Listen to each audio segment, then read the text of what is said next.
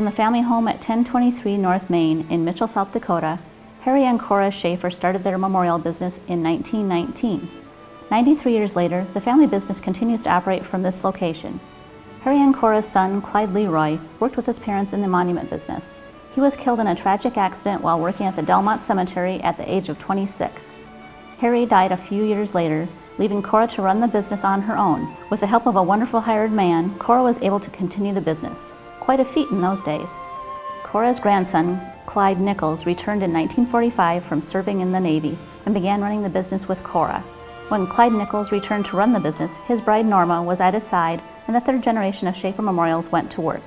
They changed the name from Shafer Monument Works to C.N. Shafer Memorials. They ran the business together until 1969 when Clyde died of a heart condition while in the Black Hills hunting with his two sons. Norma continued with the business and invited her oldest son, Gary, and his wife, Kay, to purchase and run the business. Gary wasn't fully involved in the business previously and didn't know much about running the shop process of sandblasting. He wanted to learn the shape carved florals, so he learned some of the techniques for shape carving at the quarry in St. Cloud, Minnesota. In earlier years, a floral design was quite simple and oftentimes a pair of flowers in each corner of the monument and the family name in the center. Then the monument world changed in the artwork area, and we went from engraving a tractor or a single farm item to designing an entire farm scene across the monument. Gary and Kay ran the business from 1971 until the fall of 2011 when they retired. They changed the name from C.N. Shafer Memorials to the current name, Shafer Memorials. Gary and Kay did two different office additions during their 41 years running the business, the largest being the 1998 edition of the office, indoor display, design area, and larger outdoor display. They were blessed with 4 daughters and thought maybe this would be the end of the family business, what with no sons. I remember as a child my sisters and I asking our father if we could help him in the shop. I have fond memories of sweeping up the sand and helping to pull letters out of the stencil. As a teenager, I remember having the thought, why can't a daughter take over the business as well as a son? And the seed was planted to eventually move back with my husband and learn the family business. The most notable change over the generations, the first generation used various chisel size and shapes with a mallet to work away at the granite in the desired shape and depth. The third generation used metal letters copied onto a rubber stencil. After the letter shape was copied, Clyde would cut all the lines by hand. This was tedious work and required a very steady hand.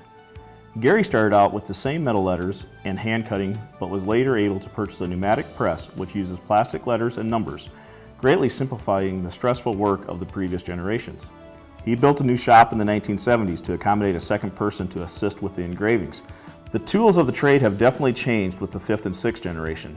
In 2001, we decided to take the leap and purchase a computer CAD design system, which is still in use today. The use of computers and technology has continued to change the way in which engraving is done. The computerized systems took the cutting of the letters in the stencil to another new level. Once the client approves their personal design, we transfer it to the computer in the shop across the alley where we do the engraving. The computer sends the design and lettering to the plotter, and it commences to cut out all the artwork, letters, and numbers, just as the client viewed on the paper layout, except now it is cut true to size. We are now ready to pull the letters and artwork to run the unit through its multiple steps of sandblasting to get our final product. Hi, I'm Jeremy. I'm the 6th generation to join the family business.